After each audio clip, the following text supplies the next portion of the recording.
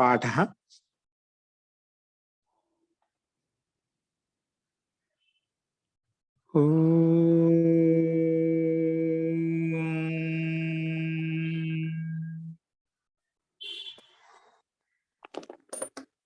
सहनाववतु सहनौ भुनक्तु सह वीर्यं करवावहै तेजस्विनावधीतमस्तु मा विद्विषावहै। ओम शांति शांति शांति। सर्वेभ्यो नमः। अंदरिकी नमस्कारम अंडी।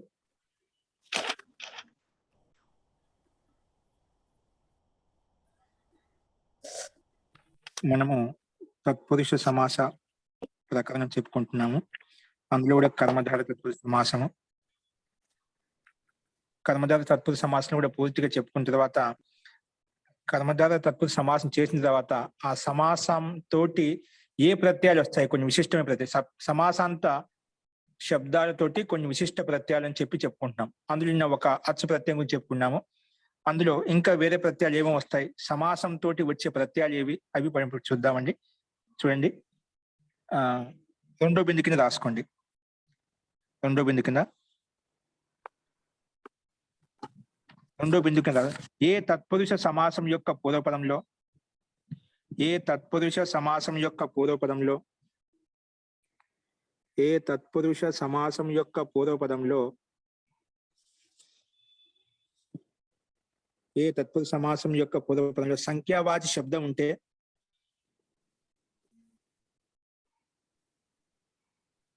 సంఖ్యావాచి శబ్దము చాలా ఉన్నాయి. సంఖ్యావాచి శబ్దము,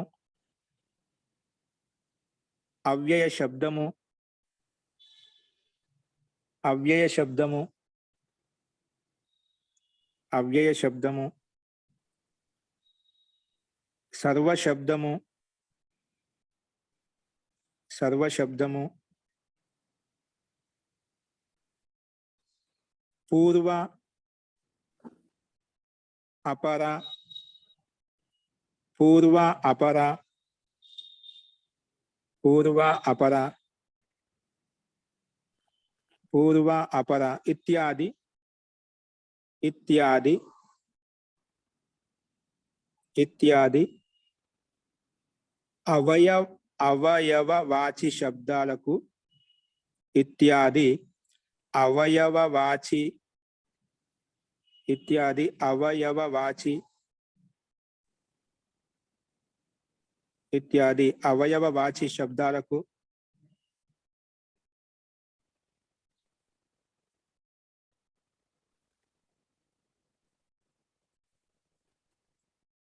చెప్పండి. సర్వ శబ్దము, పూర్వ అపర ఇత్యాది అవయవవాచి శబ్దము, ఇంకా సంఖ్యాత శబ్దము, ఇంకా సంఖ్యాత శబ్దము, మరియు మరియు పుణ్య శబ్దం ఉంటే, పుణ్య శబ్దం ఉంటే, ఇవన్నీ పూర్వపదంలో ఉండే శబ్దాలు అండి. పూర్వపదంలో ఏ పదాలను నిర్ధారించబడుతున్నాయి ఇక్కడ? పూర్వపదంలో ఏముండాలంట? సంఖ్యావాచి శబ్దం అని ఉండాలి, అవ్యయ శబ్దము కానీ, సర్వ శబ్దం కానీ, పూర్వ శబ్దం కానీ, అపర శబ్దం కానీ ఇత్యాది అవయవవాచి శబ్దము. అవయవవాచి శబ్దము అంటే అవయవాన్ని తెలియజేసే విధంగా ఉండాలి. అవయవి కాదు, అవయవం. ఇప్పుడు చెట్టు అవయవి, దాని యొక్క కొమ్మలు, శాఖలు అవయవాలు. అట్లా ఏదైనా కానీ పదార్థం యొక్క, వస్తువు యొక్క అవయవవాచి శబ్దం ఉండాలట. అవయవాచి శబ్దము, సంఖ్యాత శబ్దము. సంఖ్యాత అంటే సంఖ్యలు సూచించేటు, ఇది 1వ 2వ 3వ అట్లా సంఖ్యలు ఉంటాయి కదా, అలాగా సంఖ్యాత శబ్దము. మరియు పుణ్య శబ్దము ఏంటంటే పుణ్య శబ్దము, పుణ్య శబ్దము, పుణ్య శబ్దము, పుణ్య శబ్దము,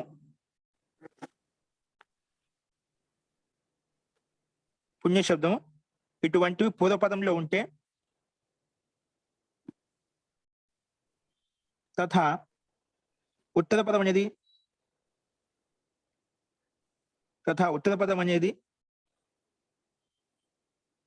ఉత్తర పదం అనేది రాత్రి శబ్దం ఉంటే తథా ఉత్తర పదంలో రాయండి. ఉత్తర పదం అనేది కాదు, తథా ఉత్తర పదంలో రాత్రి శబ్దం ఉంటే, ఉత్తర పదంలో రాత్రి శబ్దం ఉంటే,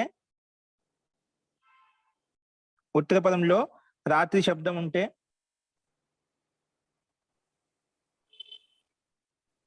అప్పుడు అటువంటి సమాసం చేత అప్పుడు అటువంటి సమాసం చేత అప్పుడు అటువంటి సమాసం చేత అప్పుడు అటువంటి సమాసం చేత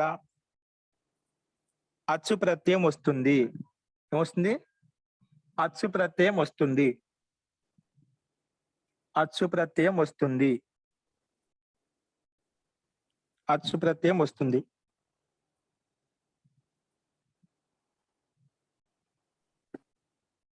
అచ్చు ప్రత్యయం వస్తుంది. అచ్చు ప్రత్యయం వస్తుంది.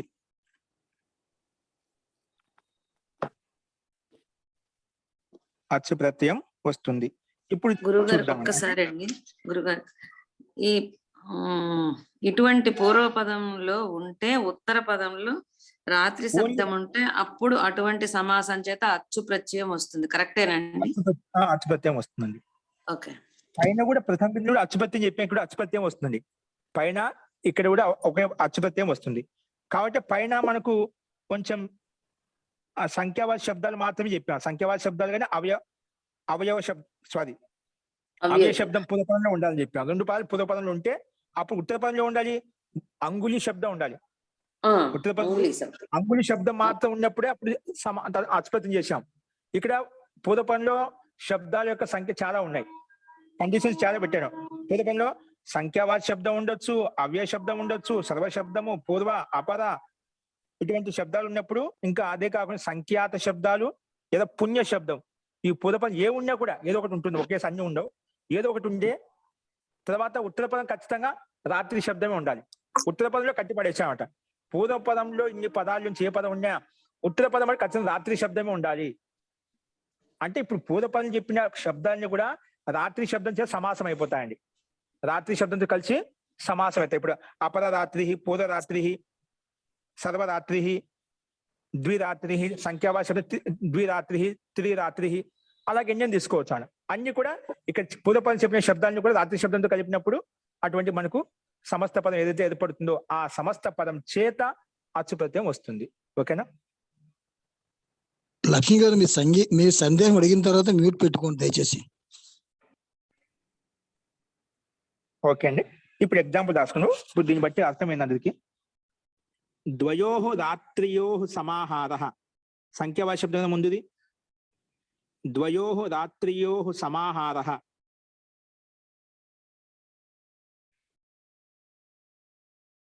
రాత్రియోః సమాహారః, ద్వయోః రాత్రియోః సమాహారః, ద్విరాత్రిః, ద్వయోః రాత్రియోః సమాహారః, ద్విరాత్రిః.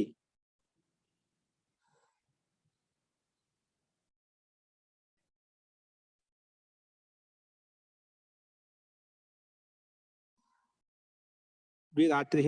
ఇప్పుడు ద్విరాత్రి శబ్దంతో మా అచ్చుపత్యం తీసుకొస్తా అండి. ద్విరాత్రి ప్లస్ అచ్చు రాయండి. ద్విరాత్రి ప్లస్ అచ్చు, విషర్గం పెట్టొద్దు. ద్విరాత్రి ప్లస్ అచ్చు ఈజ్ ఈక్వల్ టు ద్విరాత్ర అయిపోతుంది. ద్విరాత్ర సమస్త పదం ద్విరాత్రి వచ్చింది. ఆ ద్విరాత్రి సమాస పదం చేత అచ్చుపత్యం తీసుకొచ్చామండి. ద్విరాత్రి ప్లస్ అచ్చు ఈజ్ ఈక్వల్ టు ద్విరాత్ర. ఏంటండి? ద్విరాత్ర అలా వచ్చిందన్నమాట. ద్విరాత్ర.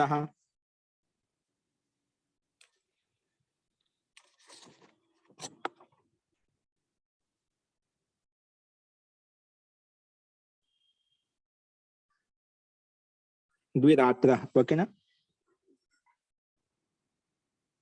నెక్స్ట్ నవానాం రాత్రీనాం సమాహారః, 9 రాత్రుల యొక్క సమూహం. ఇప్పుడు మన నవరాత్రులు వస్తాయి కదండి, అది. నవానాం రాత్రీనాం సమాహారః, నవరాత్రి. నవరాత్రి రాయండి. నవరాత్రి. ఇప్పుడు ఆ నవరాత్రి చేట ఇక్కడ నవరాత్రి ప్లస్ అచ్చు, నవరాత్రి ప్లస్ ఈ నవరాత్రి సమస్త పదము, ఈ సమాస పదానికి పక్కలో అచ్చుపత్యం తీసుకొచ్చాం. అచ్ ప్రత్యయం తీసుకొచ్చాం. నవరాత్రి ప్లస్ అచ్, నవరాత్రి ప్లస్ అచ్,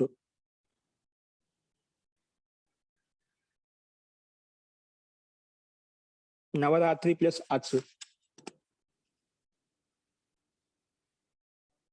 నవరాత్రి ప్లస్ అచ్,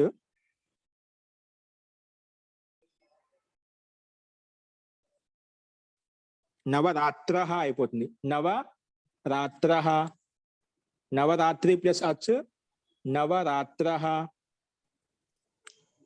మహోదయ నవానాం, మహోదయ ఒక్క నిమిషం మహోదయ, నవానాం రాత్రానాం రాత్రీణాం సమాహారః, ఆ మహోదయ నవానాం రాత్రీణాం సమాహారః,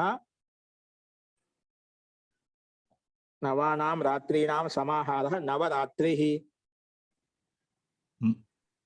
మహోదయ Hmm. రాత్రి ప్లస్ అచ్చు ఇచ్చినప్పుడు అకారం వస్తే రాత్రియా అలా కావాలి కదండి. ఏంటండి? అక్కడ సంధి పడదా? సంధి పడకుండా ఊరికే సమాసంగానే చెప్పుకుంటామా?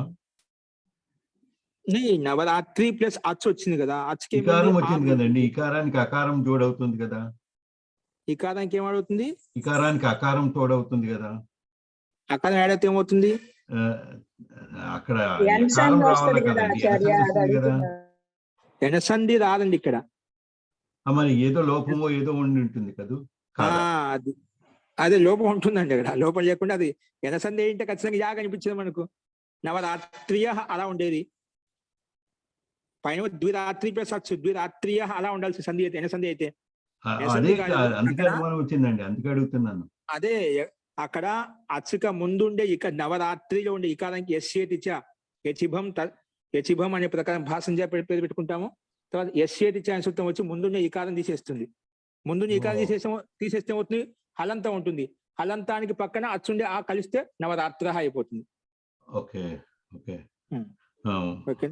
ఇవన్నీ మనకు ఇంకా కొంచెం లోపల దిగుతుంటే మళ్ళా కష్టం అవుతుంది చెప్పి అక్కడ చెప్పడం లేదు, అంతే డైరెక్ట్ గా ప్రశ్న. అంటే మామూలుగా చూడగానే అర్థమయ్యేది, అందువల్ల అర్థం కాలేదు. కొన్ని ఎనసంధి మీకు తెలిసిన సంధులు మనం చెప్పుకునే సంధులో మనకు గుణసంధి కావచ్చు, ఎనసంధి కావచ్చు, అవి వచ్చిన మనకు తెలిసినవి ఏవైతే ఉన్నాయో అయాది సంధి అటువంటి జరిగిన చోట మనకు స్పష్టంగా అనిపిస్తున్నమాట.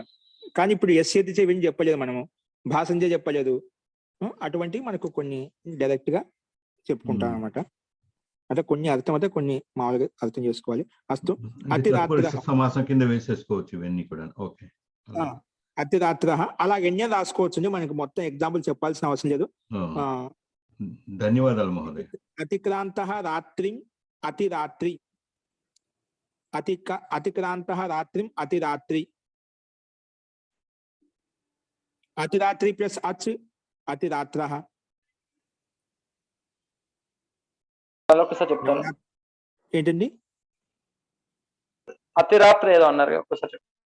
అతిరాత్ర అంటే రాత్రిని మించి, అంటే రాత్రిని మించింది అనమాట.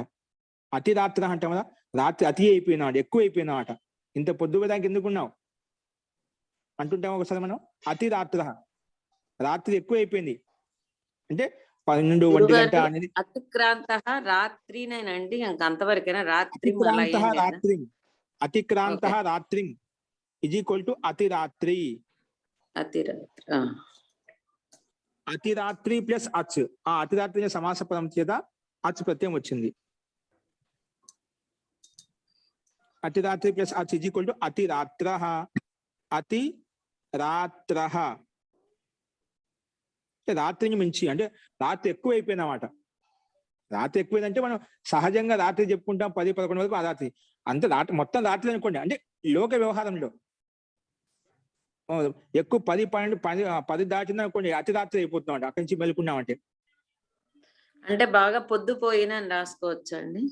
బాగా పొద్దుపోయిన అంటే స్టార్టింగ్ లో ఉంటుంది అది. పొద్దుపోయిన అంటే అతి రాత్రి, ఎక్కువ రాత్రి ఇవ్వడం అంటే 12 1 గంట అనుకోండి. ఎక్కువ పొద్దుపోయింది ఇంకా అర్థం చేసుకోవడానికి మీరు రాసుకోండి దయచేసి, మధ్యలో బ్రేక్ అయ్యకండి. ఎక్కడ ఉపయోగించాలో తెలియాలని అడుగుతున్నాను. ఓకే అండి, ఓకే. అదే ఎక్కువ రాత్రి పొద్దుపోయిందని చెప్పడంలో మనం లౌకిక వ్యవహారంలో, లౌకిక వ్యవహారం ప్రకారం అతి రాత్రి అని చెప్తాం అనమాట. మా రాత్రికి ప్రహారాలు భిన్న భిన్నంగా ఉంటాయి. 4 ప్రహారములు ఉంటాయి. పూర్వ ప్రహారముదా, మధ్య ప్రహారం అని చెప్పి అట్లా భిన్న భిన్నంగా చెప్పుకోవచ్చు. ఇక్కడ ఎక్కువ అయిపోయింది, రాత్రి ఎక్కువ అతిక్రమించిందని చెప్పడం కోసమే ఇక్కడ తాత్పర్యము. నీ రాత్ర నిష్క్రాంత ఇప్పుడు రాత్రి అంతా వెళ్ళిపోయిందన్నమాట. రాత్రి అంతా వెళ్ళిపోయిన తర్వాత వచ్చావు, ముందు రావాల్సిందని చెప్తాం కదా. అలాగా నిష్క్రాంత రాత్రి నిర్రాత్రి. నిష్క్రాంత రాత్రి కాకుండా రాత్రే రాయండి ఇక్కడ. నిష్క్రాంత రాత్రి, రాత్రి యొక్క స్థితి, రాత్రి యొక్క సమయం అయితే ఉందో అది నిష్క్రాంతం అయిపోయింది, అంటే వెళ్ళిపోయింది. రాత్రి సమయం అంతా వెళ్ళిపోయింది అన్నమాట. నిష్క్రాంత రాత్రే ఈజ్ ఈక్వల్ టు నిర్రాత్రి. నిర్రాత్రి, నిర్రాత్రి, నిర్రాత్రి ప్లస్ అచ్, నిర్రాత్రి ప్లస్ అచ్, నిర్రాత్రి ప్లస్ అచ్.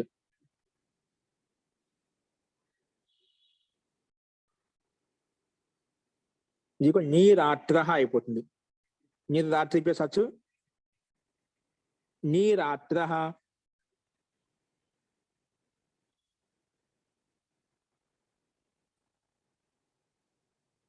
నీరాత్ర ఇది మహాప్రాణం ఆచార్య. ఏదండి? నీ సామాన్య అల్ప ప్రాణం అండి నీ అనేది. నీరాత్ర కాదు మహోదయ, నాకు గురుదీర్ఘం ఇవ్వాలి మహోదయ. నీ రాత్ర అని రాసుకోవాలి. దీర్ఘం వస్తుంది. నీ అనే దీర్ఘం. నీరాత్ర, నీరాత్ర. అలాగే సర్వరాత్రి డైరెక్ట్ పదాలు రాసుకుని సర్వరాత్ర, సర్వరాత్ర, పూర్వరాత్ర. రాత్రికి పూర్వం, రాత్రి కావడానికి పూర్వస్థితి, దాన్ని పూర్వరాత్ర అంటాం. పూర్వరాత్ర. ఇవన్నీ విగ్రహాలు చెప్పడం లేదండి, అన్ని పైన చెప్పిన విధంగానే ఉంటాయన్నమాట. పూర్వరాత్ర, అపరరాత్ర. అపరరాత్ర అంటే దాంట్లో ఉండే మనం పూర్వపదంలో ఉండే శబ్దాలు మొత్తం చెప్తున్నాం. పూర్వరాత్ర, అపరరాత్ర. నెక్స్ట్ సంఖ్యాత రాత్ర. సంఖ్యాత రాత్ర అంటే మనం లెక్క పెట్టే రాత్రి ఇప్పుడు ఏదైనా లెక్కలు పెడుతుంటాం అట. ఆ రాత్రి సంఖ్యాత రాత్ర, ఈ రాత్రి మనం లెక్క పెట్టామని అర్థంలో. ఇప్పుడు మందిరంలో ఎక్కువగా డబ్బులు వస్తూ ఉంటాయి, హుండీలు వస్తుంటాయి. అవన్నీ రాత్రి ఎక్కువగా ఉన్నప్పుడు రాత్రి డ్యూటీ వేస్తున్నాం, రాత్రి అంతా ఆ లెక్క పెడుతూ ఉంటారు, కూర్చొని ఎంచుతూ ఉంటుంది. ఇది సంఖ్యాత రాత్ర, లెక్క పెట్టినటువంటి దినము అని, రాత్రి అని, దినం అంటాం, సారీ రాత్రి అని. సంఖ్యాత రాత్ర. అలాగా సంఖ్యాత రాత్ర. ఓకే అండి. నీరాత్ర అంటే ఏంటి సార్? నీరాత్ర అంటే రాత్రి నుండి తొలగిపోయేటువంటి, రాత్రి సమయంలో తొలగిపోయేటువంటి, రాత్రి సమయంలో వేరైనటువంటి అని అర్థం. నీరాత్ర రాత్రి సమయంలో వేరైపోయిన, రాత్రి సమయంలో పని జరిగిపోయింది అంటే దాన్ని నీరాత్ర అంటాం. రాత్రి నుండి వెలువడినటువంటి, వచ్చినటువంటి అలాంటి అర్థంలో నీరాత్ర తీసుకోవాలి. మహోదయ, నిష్క్రాంత ప్లస్ రాత్రే ఏమవుతుందండి? నిష్క్రాంత ప్లస్ రాత్రే నిర్రాత్ర. నిర్రాత్ర. నిర్రాత్ర ప్లస్ వచ్చి నీరాత్ర. సరే సార్. నిర్రాత్ర ప్లస్ వచ్చి నీరాత్ర. ముందు విగ్రహ నిష్క్రాంత రాత్రి నిర్రాత్రి అని చెప్తాను. నిర్ అని చెప్పాను, నిర్రాత్రి చెప్పాలి, రాత్ర కాదు రాత్రి చెప్పాలి. ఆ ఇకారానికి లోపం అవుతుంది అచ్చు వచ్చినప్పుడు. నిర్రాత్రి ప్లస్ అచ్చు నీరాత్ర అయిపోతుంది. అలాగే లాస్ట్ ఇది పుణ్యరాత్రి, పుణ్యరాత్రి ఇది ఈక్వల్ టు పుణ్యరాత్ర. ఎందుకు రాత్రి అన్నింటిలో ఈ ఉంది కదండి, సమస్త పనిలో ఈ ఉంటుంది. ఆ ఈకి అచ్చుపత్యం వచ్చిన తర్వాత మనం లోపించినప్పుడు, లోపిస్తే ఆ ఉండే హలంతానికి పక్కన అచ్చుక కలిపి ఆ రూపం తేరుతుంది. ఇప్పుడు పుణ్యరాత్రి, పుణ్యరాత్రి ఈజ్ ఈక్వల్ టు పుణ్యరాత్రి. మళ్ళీ పుణ్యరాత్రి ప్లస్ అచ్ పుణ్యరాత్ర అంటే పవిత్రమైనటువంటి రాత్రి, నిర్మలమైనటువంటి రాత్రి, అంటే ఆ రాత్రి ఏదైనా మంచి జరిగి ఉంటుందన్నమాట. దాన్ని పుణ్యరాత్రి అంటాం.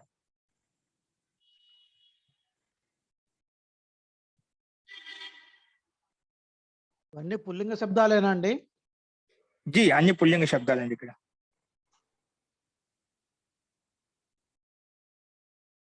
మహోదయ అవ్యయ శబ్దం ఉందిగా మహోదయ, అవ్యయ శబ్దం ఎక్కడండి?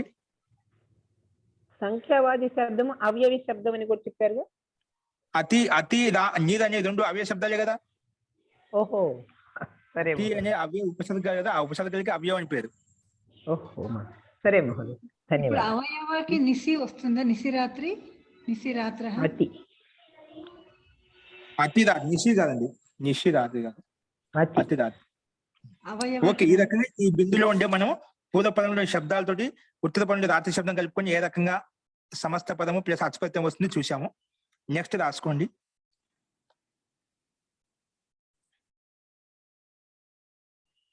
మూడో బిందు కింద రాసుకోండి. మూడో బిందు కింద ఏ తత్పురుష సమాసానికైతే, ఏ తత్పురుష సమాసానికైతే అంటే ఏ కర్మధార తత్పురుష సమాసానికైతే అలా వస్తుంది. ఏ తత్పురుష సమాసానికైతే పూర్వపదంలో సంఖ్యావాచీ శబ్దము,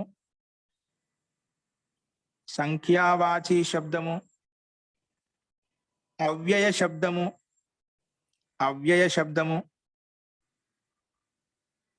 సర్వశబ్దము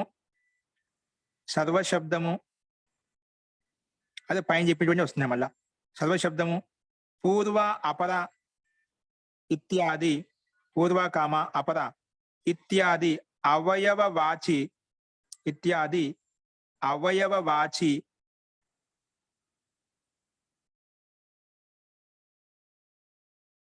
మరియు ఇత్యాది అవయవవాచి శబ్దం, ఇత్యాది అవయవవాచి శబ్దము, ఇత్యాది అవయవవాచి శబ్దము, ఇత్యాది అవయవవాచి శబ్దము. గురువు గారు, మరియు ఇక్కడ పూర్వపదంలో సంఖ్యావాచక శబ్దము తర్వాత అండి ఏంటండి? ఏ తత్పురుష సమాసానికైతే పూర్వపదంలో సంఖ్యావాచక శబ్దము, సంఖ్యావాచి శబ్దము, కామ అవ్యయ శబ్దము, కామ సర్వ శబ్దము, కామ పూర్వ కామ అపర ఇత్యాది అవయవాచి శబ్దము, ఇత్యాది అవయవవాచి శబ్దములు దాని కానీ బహుశా ఇత్యాది అవయవవాచి శబ్దములు. అవయవవాచి ఇంకా సంఖ్యాత శబ్దం ఉంటే,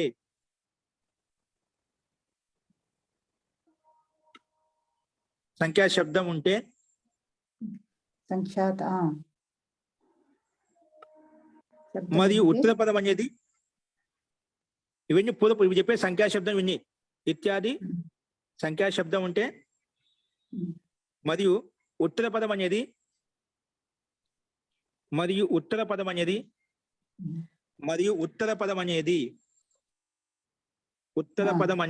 అహన్ శబ్దం ఉంటే, ఉత్తర పదం అనేది అహన్ శబ్దం ఉంటే,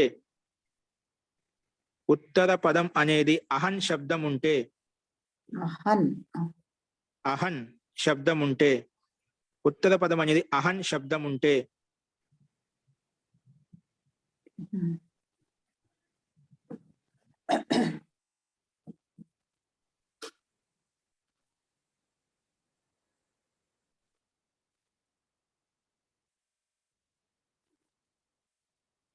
ఉత్తర పదం అనేది అహన్ శబ్దం ఉంటే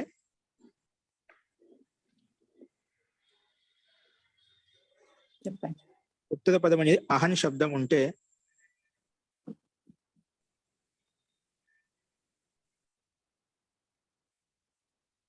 ఆ అహన్ స్థానంలో, ఉత్తర పదం అహన్ శబ్దం ఉంటే ఆ అహన్ స్థానంలో అహ్న ఆదేశం అవుతుంది. అహ్న ఆదేశం అవుతుంది. అహ్న ఆదేశం అవుతుంది. అహ్న ఆదేశం అవుతుంది. అహ్న ఆదేశం అవుతుంది. అహ్న ఆదేశం అవుతుంది.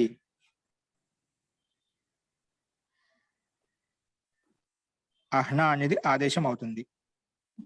ఓకే.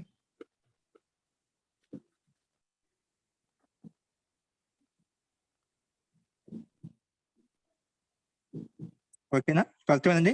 పూర్వ పదంలో మనం ఇంతకుముందు చెప్పిన పదాలన్నీ వచ్చేసాయి. కానీ ఉత్తర పదం ఏం మారింది? ఉత్తర అహన్ శబ్దం ఉండాలంట. అహన్ శబ్దం ఉంటుంది. అనహ శబ్దం విగ్రహవాక్యాలు చూపిస్తాము. సమస్త పదంలోకి వచ్చేసరికి అహన్ స్థానం ఏమొస్తుంది? అహ్న ఆదేశం ఉంది. అహన్ స్థానంలో విగ్రహవాక్యంలో అహన్ ఉంటుంది. సమస్త పదంలోకి వచ్చేసరికి అహ్న. అహన్ అనేది అహ్న ఆదేశం వచ్చేసి అహన్ స్థానంలో అహ్న ఆదేశం అవుతుంది. అహ్న. ఓకేనా? అది ఎంతో ఎగ్జాంపుల్స్ కింద చూద్దాం. ఇది సూత్రం ఏంటంటే అంతకంటే ముందుది అహ్నోహ్న ఏతేభ్య అహ్నోహ్న ఏతేభ్య ప్రకారంగా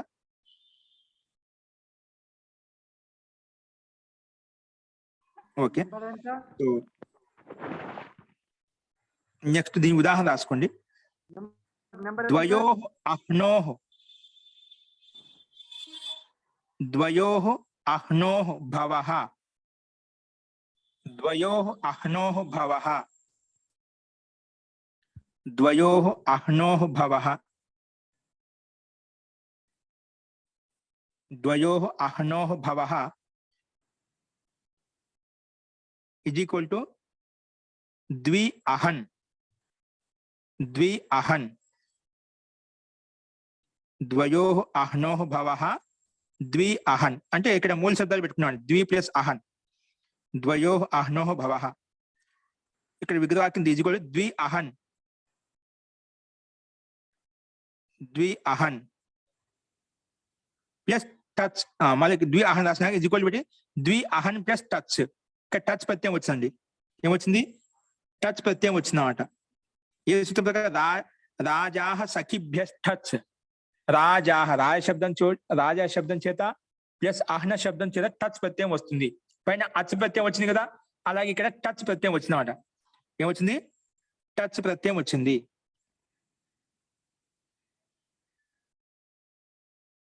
ఏమొచ్చింది? టచ్ ప్రత్యయం వచ్చిందన్నమాట.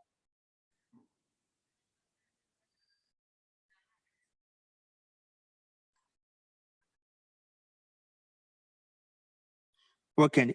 ఇది చెప్పిన ద్వయోః అహ్నోః భవః ద్వి అహన్. మళ్ళీ ఇది చిన్న డాష్ ఇచ్చి ద్వి అహన్ ప్లస్ టచ్. ద్వి అహన్ ప్లస్ టచ్.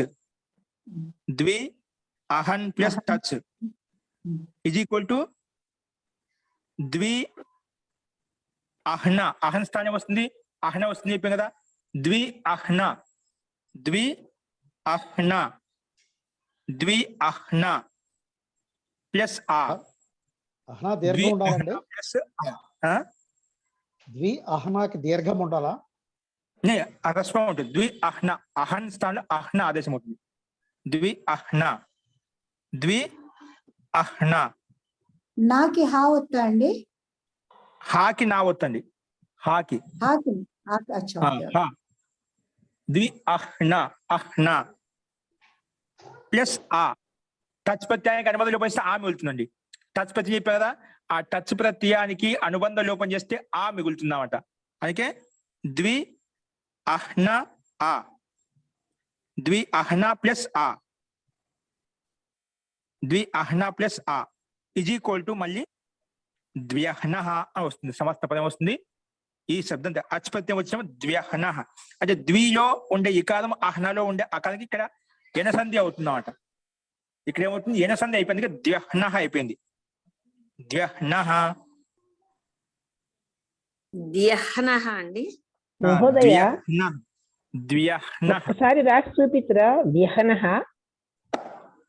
ద్వ్యహ్నః చూడండి.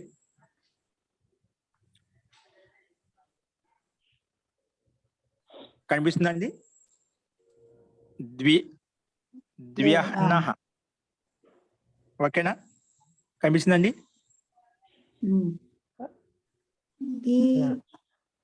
ఓకేనా? సరే అది మళ్ళీ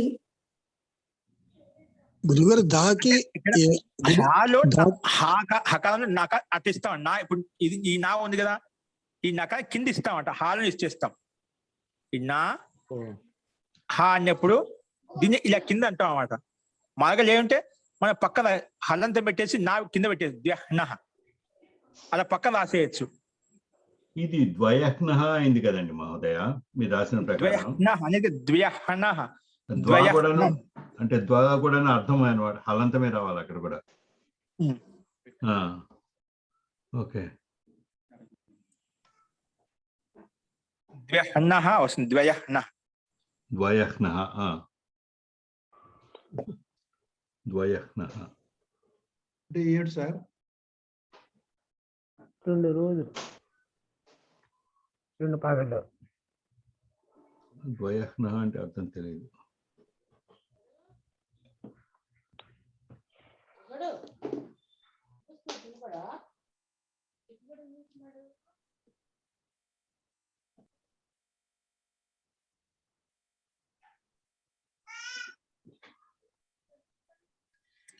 జీ ద్వయహ్నః ద్వయహ్నః. ఓకే అంటే 2 రోజుల్లో చేసినటువంటి పని 2 రోజుల్లో చేసినటువంటి పని. ఓకేనా?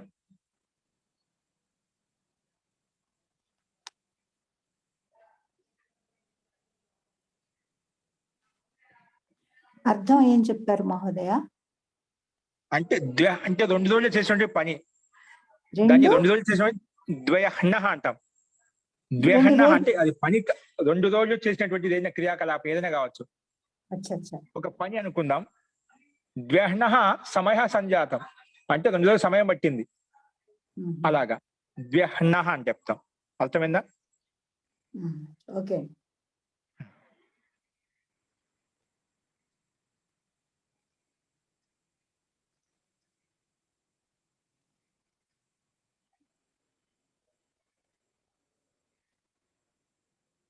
నెక్స్ట్ అలాగే ఎన్ని రాసుకోం. త్రీషు అహహ ఇక అన్ని టచ్ ప్రత్యయంతో మనం రాసుకోవచ్చు. త్రీ అహన్ త్రీషు ద్వహన్న లెక్క త్రిహన్న కూడా సేమ్ అలాగ వస్తుంది. సమస్త త్రిహన్నః త్రీ అహన్ ప్లస్ టచ్ ఇజ్ ఈక్వల్ టు త్రీ అహన్ ప్లస్ టచ్ ఇజ్ ఈక్వల్ టు త్రిహన్నః అలా అవుతుందన్నమాట. 3 ప్లస్ అహన్ చిన్న డాష్ వచ్చి టచ్ ప్రత్యయం 3 అహన్ ప్లస్ టచ్ ప్రత్యయము. ఆ టచ్ ప్రత్యయానికి ఆ మిగులుతుంది మళ్ళీ. అందుకే 3 అహన్ స్థానంలో అహన ప్లస్ టచ్ ప్రత్యయానికి ఆ 3 అహ్న ఆ 3 అహ్న ఆ 3 అహ్న ఆ 3 అహ్న ఆ 3 మొదటి ఏం చెప్పారు? త్రిషు త్రిషు త్రిషు త్రీషు అహహసు భవః అది చెప్పలేను మీరు అడుగుతున్నా చెప్తాను. త్రీషు అహహసు భవః త్రీషు అహహసు భవః త్రీషు అహహసు భవః ఇస్ ఈక్వల్ టు త్రీషు అహహసు భవః. దానికి ఏమొస్తుంది మరి? అది సూత్రం తల్లి. ఇది మీరు ఏం త్రీషు చెప్పారు? అహహసు భవః దాన్ని ఎలా రాస్తామంటే 3 అహన్ త్రీషు అందాన్ని మూల శబ్దం వస్తే 3 వస్తుంది. అహసు అహన్ రాస్తాం. 3 అహన్ సమస్త 3 అహన్. ఆ 3 అహన్ శబ్దం టచ్ ప్రత్యయం వచ్చింది మళ్ళా. 3 Ahan plus touch 3 Ahan plus touch. ఆ 3 అహన్ అహన్ స్థానంలో అహన ఆదేశం అవుతుంది. టచ్ స్థానంలో ఆ మిగులుతుంది. అందుకే 3 అహ్న ఆ 3 అహ్న ఆ 3 అహ్న ఆ 3 అహ్న ఆ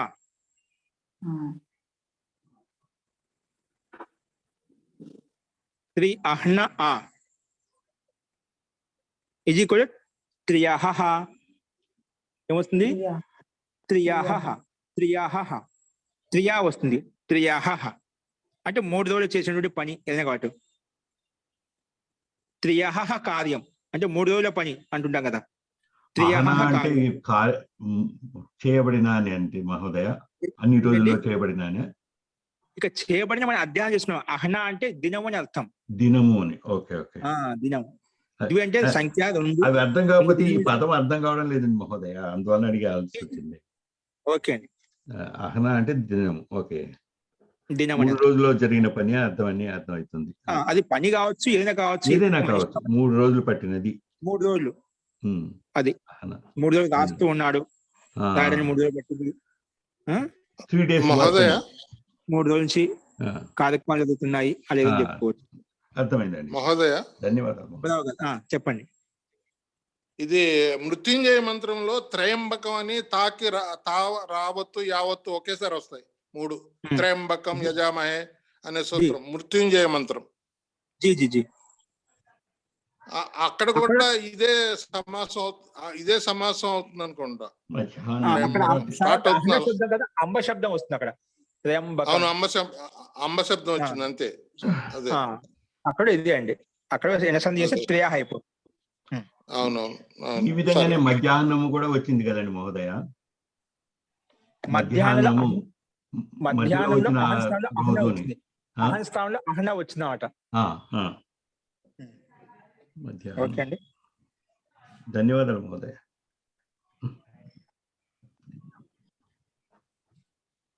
ఇక్కడ ఇంకోటి రాస్తుంది. సమాహారం యొక్క విషయంలో కానీ కింద దీంట్లో కొంచెం మార్పు తీసుకొస్తున్నాడు. కానీ సమాహారం యొక్క విషయంలో 4వ పాయింట్ అండి. దాంట్లోనే అండి. ఇక్కడ మనం చెప్పినాము పూర్వపదంలో సంఖ్యావాచ శబ్దం ఉంటే పక్కన అహన్ శబ్దం ఉంటే అహన్కు అహన ఆదేశం అవుతుంది చెప్పాం. అహన్కి అహన ఆదేశం అని చెప్పాం. కానీ ఒక సమూహ వాచకం ఉంటే అహన్ స్థానంలో అహన ఆదేశం కాదు అని చెప్పి ఇది కొంచెం దాంట్లో మార్పు తీసుకొస్తుంది. అలాగే సమాహారం యొక్క విషయంలో సమూహం యొక్క విషయంలో సమాహారం అంటే సమాహారం యొక్క విషయంలో సంఖ్యావాచి పూర్వపదం ఉంటే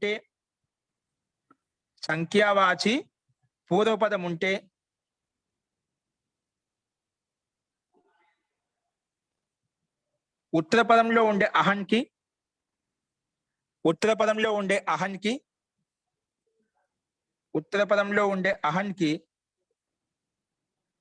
అహ్న ఆదేశము కాదు. ఉత్తర పదంలో ఉండే అహన్కి అహ్న ఆదేశము కాదు. ఉత్తర పదంలో ఉండే అహన్కి అహ్న ఆదేశము కాదు.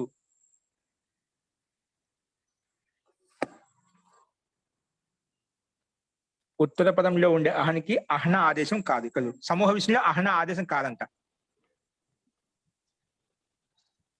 గురుగారు మళ్ళీ ఒకసారి చెప్పరా? సమూహం యొక్క విషయంలో సమాహారం యొక్క విషయంలో సంఖ్యావాచి అనే పూర్వపదంలో ఉంటే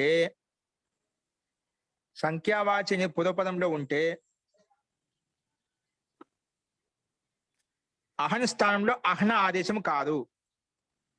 సమాహారం యొక్క విషయంలో సంఖ్యావాచి పదం పూర్వపదంలో ఉంటే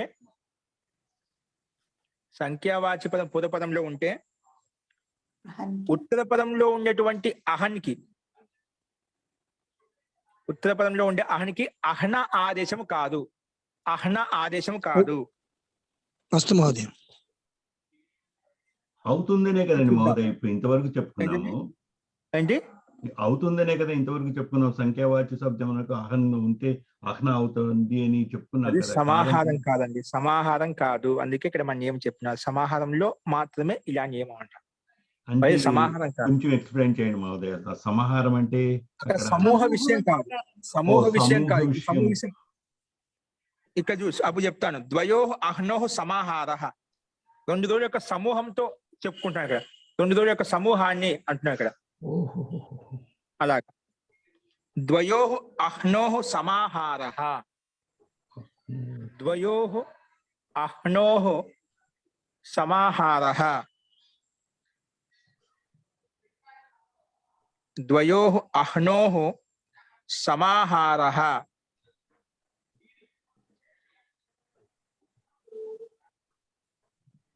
ఇది ఈక్వల్ ద్వి అహన్ వస్తుంది. ఏమొస్తుంది? ద్వి అహన్. ద్వి అహన్.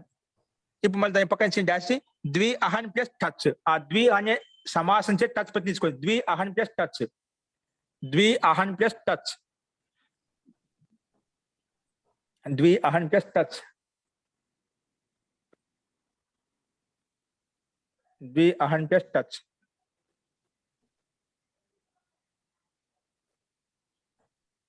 ఏమైంది? ద్వి అహన్ ప్లస్ టచ్ is equal to ద్వ్యహః. ద్వ్యహః. ద్వ్యహః. దో దిన సమూహం తీసుకుంటాం అట. ఇక సమూహం అన్నప్పుడు సమూహంలో తీసుకోవాలంట. ప్రతి అవయవం తీసుకోకూడదు, ప్రతి భాగం తీసుకోకూడదు, దినం తీసుకో, సమూహాన్ని తీసుకోవాలి. అట్లా సమూహాలతో ఉన్నప్పుడు అహన ఆదేశం కాదు. అందుకే ద్వ్యహః అంట అక్కడ. అందుకే ద్వ్యహః. గురుగారు ద్వాయాహానండి. గురుగారు ఒకసారి రాసి పెట్టండి సార్ ఇది. చూడండి, ద్వకారానికి యకారం వచ్చి హకారం వచ్చింది. ద్వ్యహః కనిపిస్తుందండి? లేదండి, లేదండి, ఏం కనపడడం లేదు. ఖాళీ ఉంది. రాయడం కనిపించలేదండి మహోదయ. ఇప్పుడు కనిపిస్తుంది.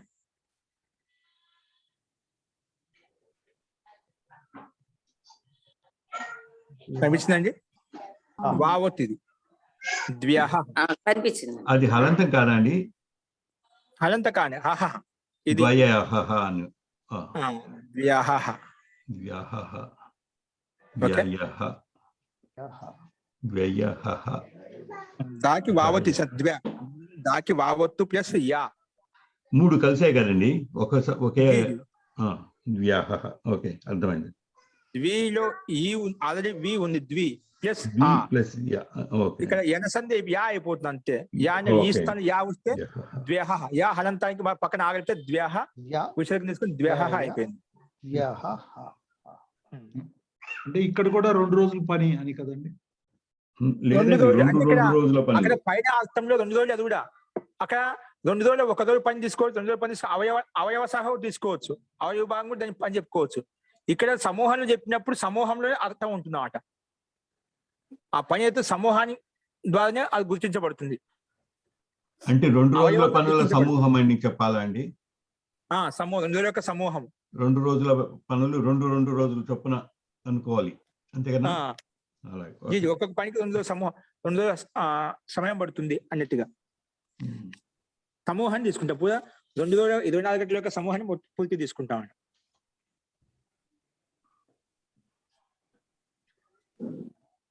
వస్తుంది. ఈ రకంగా మనం అర్థం చేసుకోవాలి. అలాగే సప్తానాం అహ్నాం సమాహార సప్తాహ్నం అంటే 7 రోజులు సప్తాహ అంటాం. సప్తానాం అహ్నాం ఇది షష్ఠీ భక్తి బహువచనం. అహ్నాం అనేది అక్కడ పైన షష్ఠీ భక్తి ద్వివచనంలో ఉన్నాయి, ఇక్కడ షష్ఠీ భక్తి బహువచనంలో.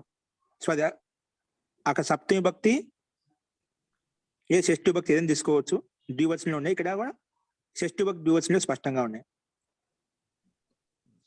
సప్తానాం అహ్నాం అహ్నాం అహ్నాం సప్తానాం అహ్నాం సమాహారః.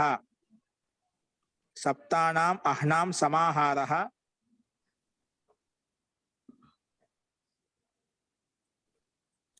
సప్తానాం అహ్నాం సమాహారః ఈజ్ ఈక్వల్ టు సప్త అహన్.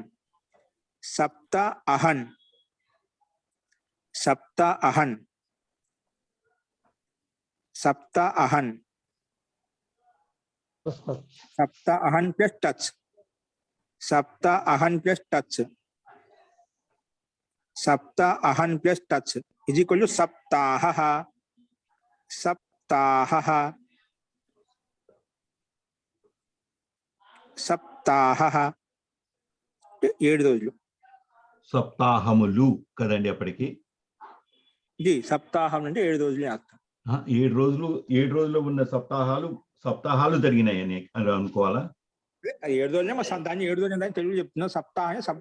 సప్తాహ సంస్కృతం చెప్తున్నాం అంతే. అంతే. ఓకే.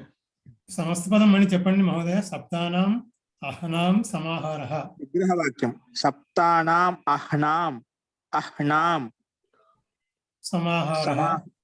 ఉమ్. దానికి ఏమవుతుందండి? కలిపితే సప్త అహన్, సప్త అహన్ అయిపోయింది. సప్త అహన్. అహనాం స్థానంలో అహన్ వచ్చింది, మూల శబ్దం తీసుకున్నా. సప్త అహన్ సమస్త పదం. సప్త అహన్, మన సప్త అహన్ చేత సమాసం కాబట్టి టచ్పతి తీసుకొచ్చాం. సప్త అహన్ ప్లస్ టచ్, సప్త అహన్ ప్లస్ టచ్ ఈజ్ ఈక్వల్ టు సప్తాహ. సప్తాహన్ ప్లస్ టచ్ ఈజ్ ఈక్వల్ టు సప్తాహ అయిపోయింది. అంటే టచ్ పెట్టి మళ్ళీ ఆ వస్తుంది, మళ్ళా అహన్ స్థానంలో అహ అయిపోతుంది. ఆ రకంగా సప్తాహ అయిపోతుంది అనమాట. అంటే నకాలం లోపం అయిపోతుంది అక్కడ. నకాలం లోపం చేసి సప్తాహ రూపం సిద్ధిస్తుంది మనకు. ఓకే అండి.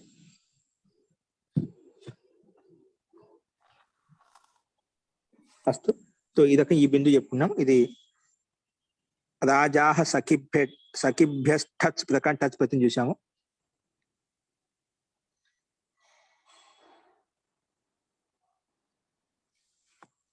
ఇంకో బిందు రాసుకోండి. ఇంకొక బిందు, ఏ తత్పురుష సమాసం యొక్క ఉత్తర పదంలో, ఏ తత్పురుష సమాసం యొక్క ఉత్తర పదంలో, ఏ తత్పురుష సమాసం యొక్క ఉత్తర పదంలో రాజన్ కామ ఉత్తర పదం, పూర్వపదం గురించి ఏం చెప్పుకోలేదండి, ఇక్కడ ఉత్తర పదం గురించి మాట్లాడుకుంటున్నాం. ఏ తత్పురుష సమాసం యొక్క ఉత్తర పదంలో రాజన్ కామ అహన్ కామ సఖీ శబ్దాలుంటే, సఖీ శబ్దం ఉంటే, రాజన్ కామ అహన్ కామ మరియు సఖీ శబ్దం ఉంటే, సఖీ శబ్దం ఉంటే, రాజన్ కామ అహన్ కామ మరియు సఖీ శబ్దం ఉంటే, సఖీ శబ్దం ఉంటే టచ్ ప్రత్యయం వస్తుంది. టచ్ ప్రత్యయం వస్తుంది.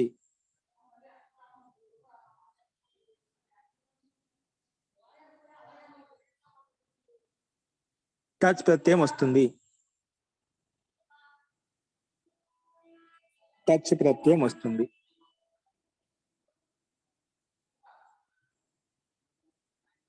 ఇప్పుడు ఎగ్జాంపుల్ రాసుకోండి. ఇది సూత్రం ఏంటి? ఇది ఇక్కడ రాజాహ సఖిభ్యస్ టచ్, రాజ శబ్దం దీంట్లో ఉందిదా, అది అహనవు శబ్దం. అందుకే పైన రాజన్ శబ్దం అహన్ శబ్దం చేత ఈ టచ్ ప్రత్యయం వస్తుంది. ఇక్కడ టచ్ ప్రత్యయం ఉదాహరణ ఇంకో రకం చూపిస్తున్నాను. రాజ శబ్దంతో చూస్తున్నాను ఇక్కడ. మహాన్ ప్లస్ రాజా, మహాన్ plus Raja is equal to మహత్ రాజన్. మహాన్ రాజా అనేది విగ్రహవాక్యం ఏ రకంగా విడుకుంటాం? మహత్ రాజన్, మహత్ రాజన్, మహత్ రాజన్. మళ్ళా మహత్ రాజన్ ప్లస్ టచ్, మహత్ రాజన్ ప్లస్ టచ్.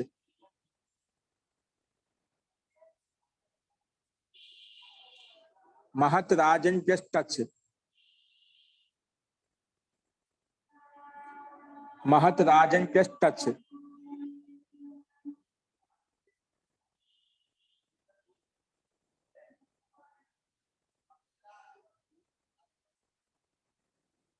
महत राजन पे टच.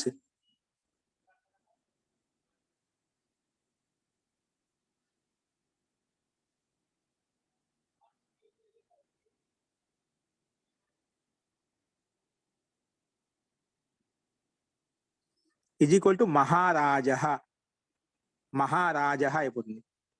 महत राजन पे टच इज ఈక్వల్ టు మహారాజః, మహారాజః, महाराजः, महाराजः.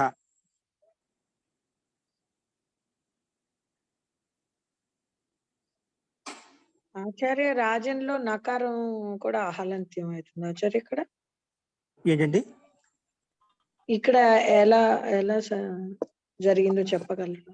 అంటే మహత్ ప్లస్ మహత్ ప్లస్ రాజన్ ఉంది కదా, రాజన్ లో అనుభాగం టచ్ ప్రత్యయం వచ్చి ఆ మిగులుతుంది. రాజన్ ప్లస్ ఆ, ఈ స్థితిలో అనుభాగానికి టీ భాగానికి లోపం అయిపోతుంది, అంటే అనుభాగం రాజన్లో ఉండే అనుభాగం లోపిస్తుందండి. అనుభాగం లోపించినప్పుడు రాజ్ జకారం పుల్లు ఉంటుంది, హలంతం ఉంటుంది, దానికి టచ్ ప్రత్యేక ఆ మిగిలింది కదా దాన్ని కలిపేస్తాం, రాజా అయిపోయింది. ప్లస్ తెచ్చుకుని విసర్గం తీసుకుంటే రాజహ అయిపోతుంది. ఇక మహత్ స్థానంలో మహా వచ్చేస్తుంది, మహత్లో ఉండే తకారానికి ఆకారం వచ్చేస్తుంది, అందుకే మహా అయిపోయింది. ఏ సూత్రం ప్రకారంగా సన్ మహత్ పరమోత్తమోత్ కృష్టాహ పూజ్యమానై అనే సూత్రం ప్రకారం, సన్ మహత్ పరమోత్తమోత్ అనే సూత్రం ప్రకారంగా ఇక్కడ మనకు మహత్లో ఉండే శబ్దానికి మహా ఆదేశం అయిపోతుంది. అంటే ఈ సూత్రం సమాసం అవుతుంది. దీన్ని దీర్ఘ చేసే సూత్రం ఇంకో రకం ఇంకోటి ఉందండి ఇక్కడ. ఓకేనా? ఆన్ మహత సా, ఇది ఈ సూత్రం. మహత్లోని తకానికి స్థానంలో దీర్ఘం వస్తున్నాం. ఆన్ మహత సమానాధికరణ జాతీయయో, ఆన్ మహత సమానాధికరణ జాతీయయో, ఆన్ మహత సమానాధికరణ జాతీయయో అనే సూత్రం ప్రకారంగా మహత్లో ఉండే తకారానికి ఆకారం వస్తుంది. ఓకేనా?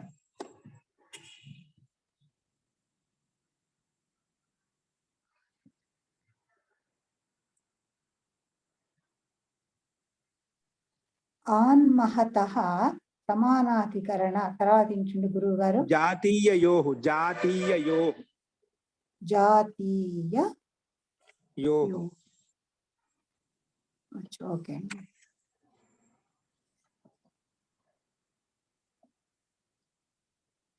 Thank you. ఓకేనా? అప్పుడు మహత అని వస్తుంది ఆచార్య. తక ఆక మహా అయిపోతుంది. మహత్లో ఉండే మహత్లో తక ఆ వేస్తే మహా అయిపోయింది. సౌందర్య సంధి ప్రకారం మహారాజ అంటున్నాం కదా. మహత్ ప్లస్ రాజన్, మహత్ రాజన్ టచ్ ఇజ్ ఈక్వల్ టు మహారాజ. ఓకేనా? సో ఈ రకంగా ఇవి ఎగ్జాంపుల్స్ అండి. ఒకటి రాసుకోండి.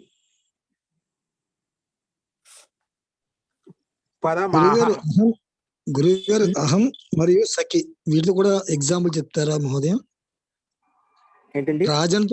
రాజన్తో ఉదాహరణ చెప్పారు, అహం సఖి వీటితో కూడా ఉదాహరణ చెప్తారా? అహం కాదు, రాజ్య ప్లస్ సఖ రాసుకొని చెప్తాను. రాజసఖ. అహం సఖి కాదు, రాజసఖి. రాజ్య సఖ అంటే రాజు యొక్క సఖి, అంటే రాజు యొక్క మిత్రుడు. సఖి అంటే మిత్రుడు అనేది తాత్పర్యం. రాజు యొక్క మిత్రుడిని రాజసఖ అంటాం. ఓకేనా?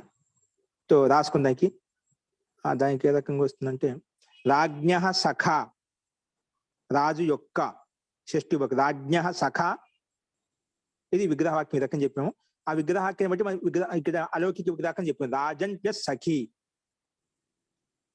రాజ్య సఖ మరి చిన్న డాష్ ఇచ్చేసి దాన్ని ఇంకో రకం విడగొట్టామంటే రాజన్ ప్లస్ సఖి, రాజన్ ప్లస్ సఖి, రాజన్ ప్లస్ సఖి, రాజసఖి. దాంతో మళ్ళా రాజన్ సఖి ప్లస్ టచ్, రాజన్ సఖి ప్లస్ టచ్ ఈజ్ ఈక్వల్ టు రాజసఖ. సఖిలో ఉండే ఇకారానికి లోపం అయిపోతుంది, టచ్ లో ఉండే అకారము కలిస్తే రాజసఖ అయిపోతుంది. రాజన్లో ఉండే ముందు భావం ఇక్కడ అనుభావం లోపిస్తుందండి. రాజన్లో ఉండే నకారం అంతిమ నకారం లోపిస్తుంది, రాజ సఖ అయిపోతుంది. అందుకే రాజసఖ. అస్తు మహోదయ. ఓకేనా? ఆ రకం తీసుకోవాలి. సో ఈ రకంగా ఉంటాయి. సో అలాగే మనకు రాజన్ శబ్దం, అహన్ శబ్దము, అలాగే సఖి శబ్దానికి చెప్పుకున్నాం. అలాగే అహన్ శబ్దానికి కూడా ఒకటి ఇలాగ చూసుకోవచ్చు మనం. పరమం అహహ అంటే పరమాహ అంటే శ్రేష్ఠ. పరమం అహ అంటే ఏదో పరమ దినం అండి, నాకు పరమ ఉత్కృష్టమైన దినం అంటే ఏదో మంచి రోజు అంటుంటారు కదా ఒక్కోసారి. దాన్ని పరమం అహహ, అహ అంటే రోజు, దినము. పరమం అహహ, పరమం అహహ. దాన్ని ఇంకో రకంగా తెలుసా? పరమ అహన్, పరమ అహన్ ప్లస్ టచ్. పరమ అహన్ వచ్చింది దాంతో మరి టచ్ పెట్టి తీసుకొచ్చాం, సమాసం కదా. ఆ సమాసంతో టచ్ పెట్టి తీసుకో. పరమ అహన్ ప్లస్ టచ్, పరమ అహన్ ప్లస్ టచ్, పరమ అహన్ ప్లస్ టచ్.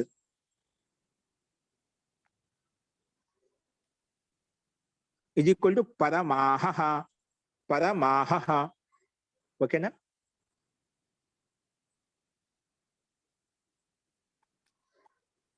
పరమాహ. ఉత్తమ దినం అని అండి మహోదయ, ఉత్తమ దినమా? ఉత్తమ దినము అని అర్థం. శ్రేష్ఠ ఉత్తమ దినము, ఉత్తమ దినము అని శ్రేష్ఠ అర్థం. దినం. ఉత్తమ ఉత్తమ దినం అంటే ఓకే, శ్రేష్ఠ దినం. ఏదైనా అనుకోవచ్చు, అదైనా కరెక్టే. శ్రేష్ఠ శ్రేష్ఠత్వం చెప్పడం. ఇది ఈ బిందు యొక్క ఉదాహరణ అండి. ఇంకా నేను అక్కడితో క్లోజ్ చేద్దాం అనుకునే, కానీ సమాసాంత ప్రత్యయాలు కనిపించాయి కాబట్టి ఇది కూడా చెప్పుకుందాం ఎట్లా ప్రకారం నడుస్తుంది చెప్పి అవి కూడా తీసుకున్నా అండి. ఇంకా కొన్ని బిందువులు ఉన్నాయి, అంటే టచ్ ప్రత్యయానికి ఒకటి 2 ప్రత్యయాలు టచ్ వచ్చింది, టచ్ వచ్చింది, అట్లా కొంచెంగా ఉంటాయి ప్రత్యయాలు. అంటే ఎప్పుడెప్పుడు వచ్చినప్పుడు ఏ ప్రత్యయాలు వస్తాయి, ఉత్తర పదం ఏ విధంగా ఉంటుంది ఇప్పుడు చెప్పుకుంటున్నప్పుడు. దీని సమాసాంత ప్రత్యయాలు కూడా ఏమి ఉండాలి. ఏ తత్పురుష సమాసానికి అయితే ఉత్తర పదంలో రాజన్, అహన్, సఖి శబ్దాలు ఉంటే టచ్ ప్రత్యయం వస్తుంది. అందుకే మనకు ఆల్రెడీ ముందు చెప్పుకున్నాం, ఒకరి ఈ శబ్దాలు ఉన్నప్పుడు ఉత్తర పదంలో అప్పుడు ఈ ప్రత్యయం వస్తుంది. అట్లా ఏ పదాలు ఉన్నప్పుడు ఏ ప్రత్యయం తెచ్చుకోవచ్చు అనేది కొంచెంగా నియమాలు చెప్తున్నాను అనమాట.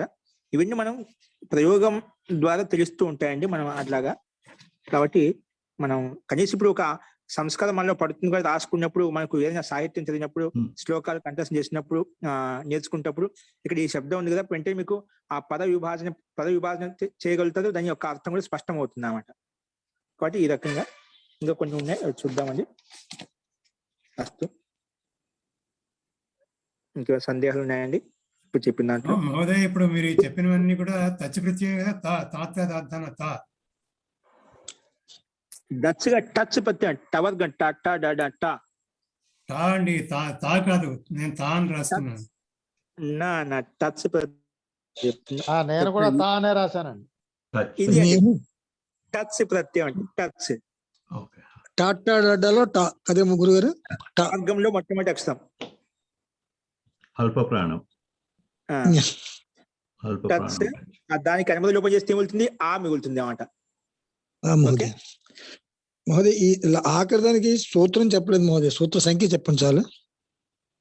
ఏ తత్పురుష సమాసం యొక్క ఉత్తర పదంలో రాజన్, అహన్ మరియు సఖి, దాని సూత్రం గాని సూత్ర సంఖ్య గాని.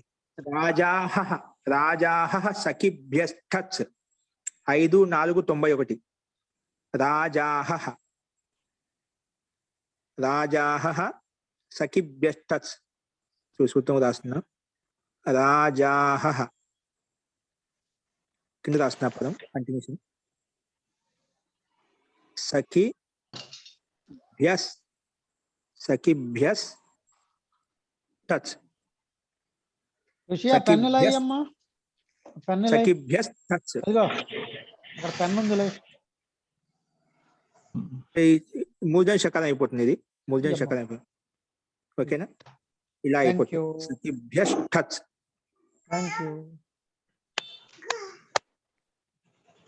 ఓకే, ఈ రకంగా అర్థం చేసుకోండి. మహోదయ, మనం మొదట చెప్పుకున్నప్పుడు రాజన్, అహన్, సఖి అనేవి ఉత్తర పదంలో ఉండాలనుకున్నాం కదా, కానీ రాజన్ అనేది మొదట్లోనే వచ్చేసింది కదండి మహోదయ, అక్కడ పూర్వపదంలోనే వచ్చింది. రాజా అని చెప్పాం కదా, ఉత్తర పదం వచ్చింది. మహత్ రాజన్ కదా, మళ్ళీ పూర్వపదం ఎక్కడ వచ్చిందండి? రాజన్ సఖ అనేటప్పటికి రాజన్ అనేది పూర్వపదమే. రాజన్ సఖ చెప్పలేదు. ఇదేంటి సఖి శబ్దం చేత, రాజన్ శబ్దం కాదు, సఖి శబ్దం చేత కదా, దానికి దీనికి వచ్చింది అనమాట. ఓకే, మహారాజా వచ్చింది. సఖి శబ్దం ఉత్తర పదం ఉండాలని చెప్పాను. సఖి శబ్దం ఉత్తర పదం, అది చూసుకుంటాం. దానికి ప్రాధాన్యత ఉంది, అది చూసుకుంటాం. రాజన్ లేదు, సఖి అంతిమం ఉంది కదా, అందుకే ఇక్కడ అయిపోయింది. దానికి మహారాజా వచ్చింది. ఓకే, అర్థమైంది. ధన్యవాదాలు. మహోదయ చిన్న డౌట్ మహోదయ. సన్ మహత్ పరమోత్తమోత్త పూజ్య అదే మహోదయ. సన్ మహత్ పరమోత్తమోత్కృష్టాః. సన్ మహత్ పరమోత్తమోత్కృష్టాః పూజ్యమానైః. దీని చేత విశేషణ పూర్వపద కర్మధారయ తత్పురుష సమాసం అవుతున్నమాట. మహారాజా అంటే మహా అని విశేషణమే కదా, విశేషణ పూర్వపద కర్మధారయ సమాసానికి ఇది ఈ సూత్రం చేత విశేషణ పూర్వపద కర్మధారయ సమాసం అయిపోతుంది. సమాసం చేసిన తర్వాత టచ్ ప్రత్యయం వస్తుంది. రాజా సఖిభ్య టచ్ వచ్చింది అన్నమాట. మహోదయ. ధన్యవాదాలు మహోదయ. ఓకే. సో ఈ రకంగా మనం కొన్ని చూసామండి, ఇంకా ఉన్నాయి, చూద్దాం. అస్తు మంత్ర మహోదయ మహోదయ జీ దీని సూత్రం చెప్పారు, ఏదో ఒకసారి నంబర్ చెప్పరా? 5491. 5491. నెక్స్ట్ 2195. 2195. అస్తు మహోదయ. ఆచార్య సన్మహత్ దానిక 2190. అవునండి, అవునండి, 2195 సన్మహత్ దానికి. అలాగే ఇంకోటి ఆన్ మహత అనేది ఒకటి చెప్పారు ఆచార్య. 6346. 6346. 6346. అది దీర్ఘం వచ్చేది మహత. అస్తు మంత్రపాఠ.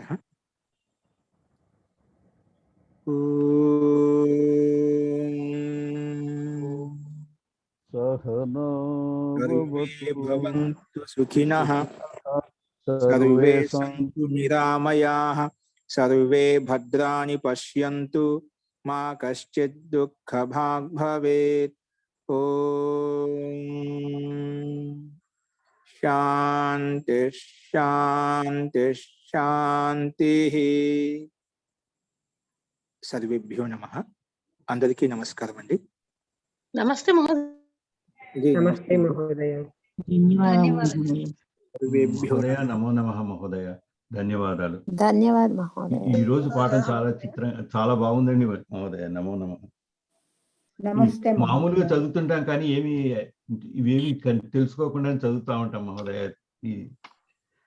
ఇప్పుడు మన చాలా వివరాలు ఉన్నాయని తెలుస్తా ఉంది. ధన్యవాదాలు. చాలా ఉన్నాయి. ఏమంటే కొంచెం ప్రయత్నం చేస్తున్నాం. సమాసాలు కాబట్టి కొన్ని పదాలు ఉంటాయి, కాబట్టి పదానికి ఏదో ఒక అర్థం ఉంటుందిగా చెప్పుకుంటున్నాం. కాబట్టి ఇంకా తెలుసుకోవాలి చాలా ఉంది. సరే, ఆహాన్ పదంలో అంతగా తెలుగు వస్తుందని ఆలోచన కూడా రాదండి మహోదయ. అంతగా ఉంది. వ్యాకరణం తెలియకపోతే ఏమీ తెలియని వాళ్ళలాగానే ఉండిపోతాం అనేది అర్థమవుతుందండి. నమో నమః. ధన్యవాదాలు. నమస్తే అండి. సర్వే